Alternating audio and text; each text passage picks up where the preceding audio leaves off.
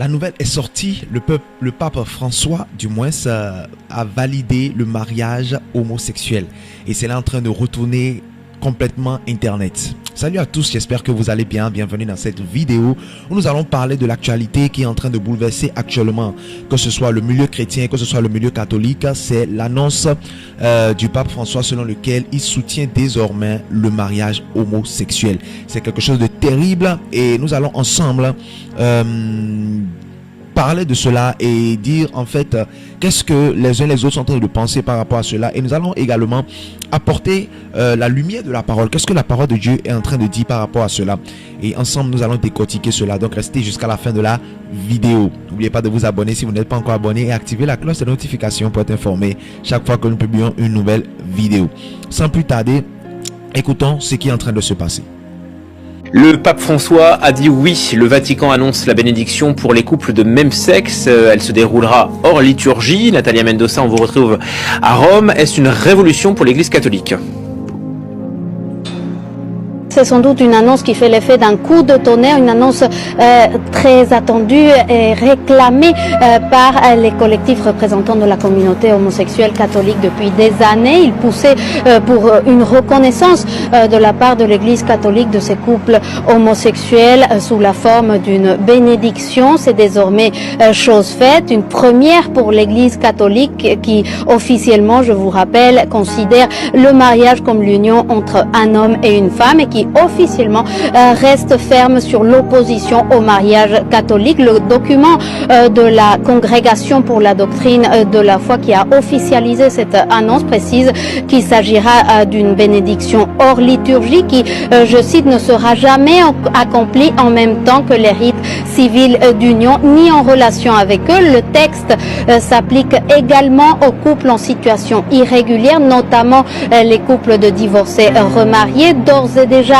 l'annonce a déclenché une avalanche de critiques au sein de l'aile ultra-conservatrice de l'Église catholique et toute cette galaxie anti-pape François qui considère les ouvertures vis-à-vis des minorités sexuelles voulues par le souverain pontife comme une atteinte portée à la doctrine et à la foi catholique.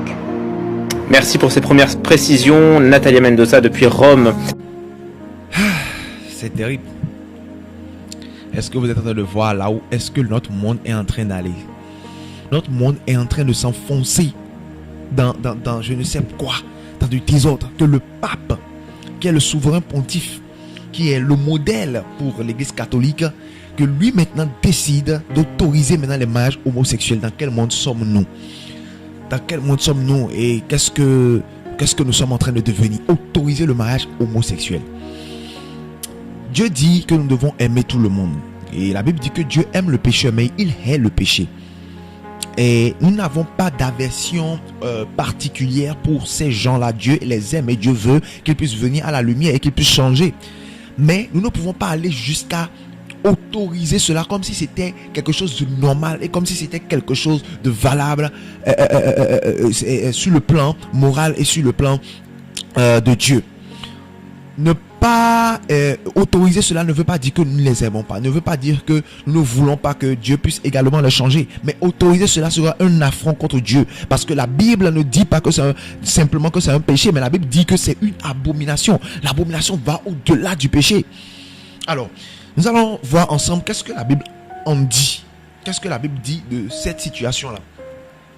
Déjà, la Bible parle de cela deux fois dans l'Ancien Testament. D'abord, nous avons le livre de Lévitique 18, verset 22. Nous allons lire ensemble. La Bible dit quoi? Tu ne coucheras pas avec un homme comme on couche avec une femme. C'est une abomination.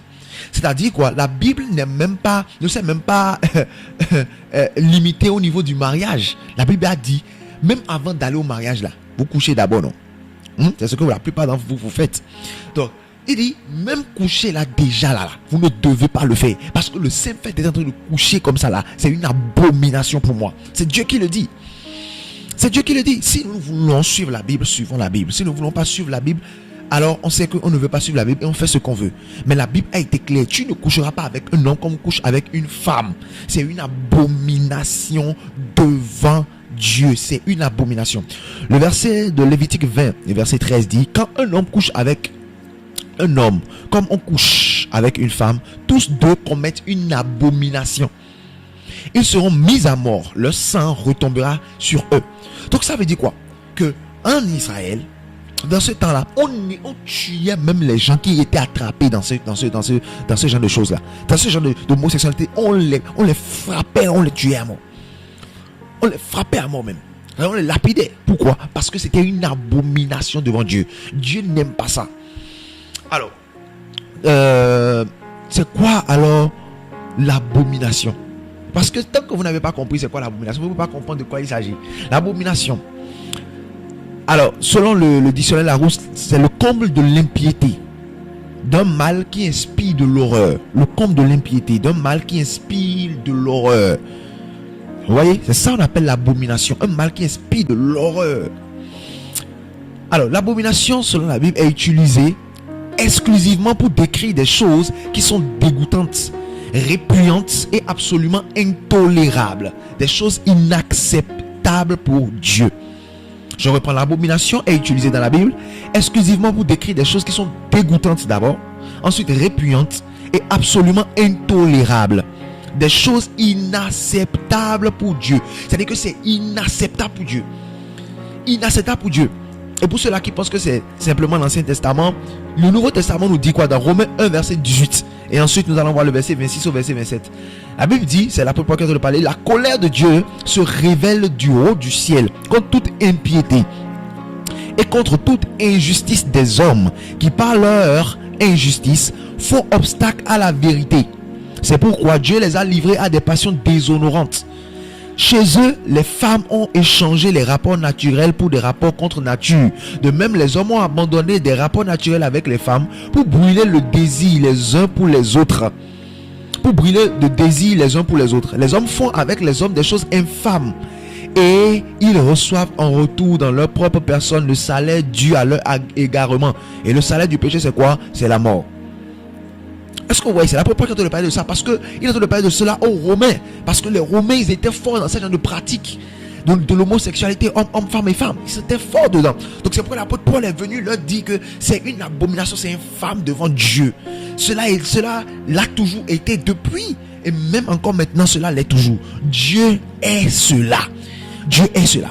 Si vous-même qui êtes dans ces genres de choses-là, qui sont dans ces genres d'homosexualité, vos parents étaient dans l'homosexualité, est-ce que vous serez nés? Non, vous ne serez pas nés. Parce que c'est pourquoi on appelle ça des choses contre nature.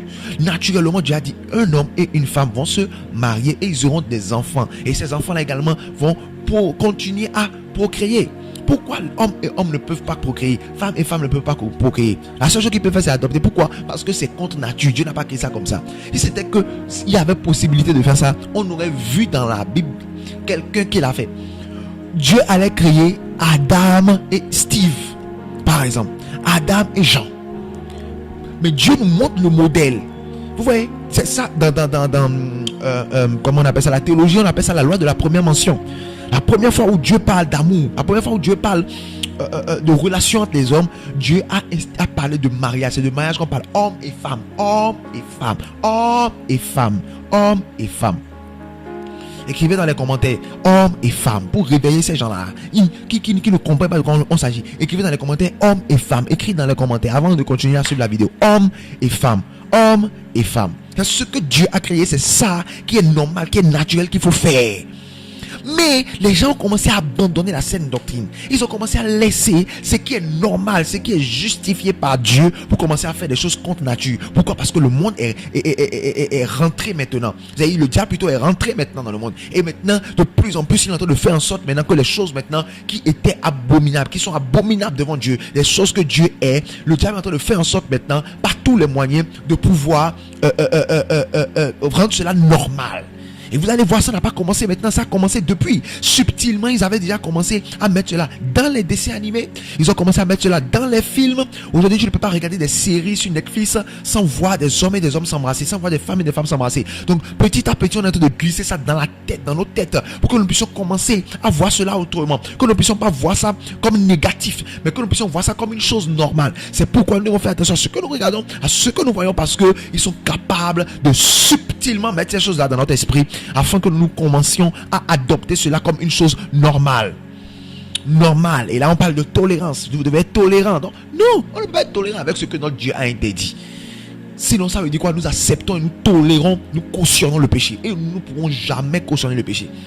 Donc, si vous êtes dans ce genre de situation, laissez-moi vous dire que vous avez encore une opportunité. Jésus peut entrer dans votre vie et vous libérer. Parce que là, vous êtes dans un sérieux problème. C'est un sérieux problème. C'est un esprit qui est en train de faire ça. Et vous avez besoin de Jésus dans votre vie. Donc, écrivez dans les commentaires, je veux recevoir Jésus-Christ de Nazareth dans ma vie. Nous allons vous aider à prier. Jésus va entrer dans votre vie, il va vous libérer. Jésus vous aime, il vous aime, il vous aime. Quelle que soit cette condition dans laquelle vous êtes là, Jésus-Christ vous aime et il veut changer votre vie. Il veut vous enlever de cette situation-là. Donc, ce que vous devez faire, c'est quoi? Écrivez dans les commentaires, je veux recevoir Jésus dans ma vie. Nous allons vous aider à prier. Jésus va entrer dans votre vie et il va apporter la solution à cette situation-là. Il va vous libérer de cette situation-là et vous allez vivre une nouvelle vie par la grâce de Dieu. Jésus vous aime, moi aussi je vous aime, mais vous devez sortir de ce péché-là. Absolument, absolument, absolument. Donc écrivez dans les commentaires, je veux recevoir Jésus dans ma vie. Nous allons vous aider à prier. Jésus va entrer dans votre vie. Alors, vous voyez maintenant que si même le dirigeant de l'église catholique commence déjà à accepter ce genre de choses, vous voyez que c'est grave. Ça va devenir encore de plus en plus facile pour les dirigeants des pays, les présidents, tout ça là, de pouvoir accepter ce genre de choses. Parce qu'on dit que le pape a dit accepter. Vous voyez un peu? C'est ça, donc il faut faire attention. Il y a des choses qui se trament à Rome. Il y a des choses qui se trament au Vatican. Il y a des choses qui se trament au sommet même de l'église catholique. Nous devons ouvrir les yeux. Nous devons ouvrir les yeux. Ta relation avec Dieu est plus importante que ce que quelqu'un d'autre dit. Ta relation avec Dieu, qu'est-ce que Dieu dit? D'accord, voilà ce qu'ils ont dit. Voilà ce que les hommes de Dieu ont dit. Voilà ce que le prophète, l'apôtre, le docteur, l'évangéliste, le pasteur, le prêtre, le pape, l'imam. Voilà ce qu'ils ont dit. Maintenant, qu'est-ce que la parole de Dieu dit? C'est ça. Tu dois te baser sur ce que la parole de Dieu dit. Parce que la Bible dit que chacun se retrouvera devant le trône de Dieu. Et chacun va justifier ce qu'il a fait. Chacun va rendre compte. Tu ne pourras pas dire, c'est lui qui m'a dit. C'est lui qui... Non. Il t'a dit, d'accord. Est-ce qu'il t'a forcé à le faire? Non. C'est toi-même qui as pris ta décision. Donc tu seras jugé en fonction de ça. Ouvrons les yeux. Le retour du Seigneur est proche. Ouvrons les yeux. Que le Seigneur nous bénisse. J'espère que vous avez aimé cette vidéo. Si vous voulez d'autres vidéos comme ça, dites-le moi dans les commentaires. Je vais multiplier ce genre de vidéos pour vous faire plaisir. Dites-le moi dans les commentaires. Donc, et n'oubliez pas de soutenir la chaîne en vous abonnant. Abonnez-vous, activez la cloche de notification pour être informé chaque fois que nous publions une nouvelle vidéo. C'est très important. Abonnez-vous, abonnez-vous, abonnez-vous. Et restez connectés pour de plus en plus de vidéos. Que le Seigneur vous bénisse. Que la grâce de Dieu vous accompagne. Soyez bénis. Shalom, shalom.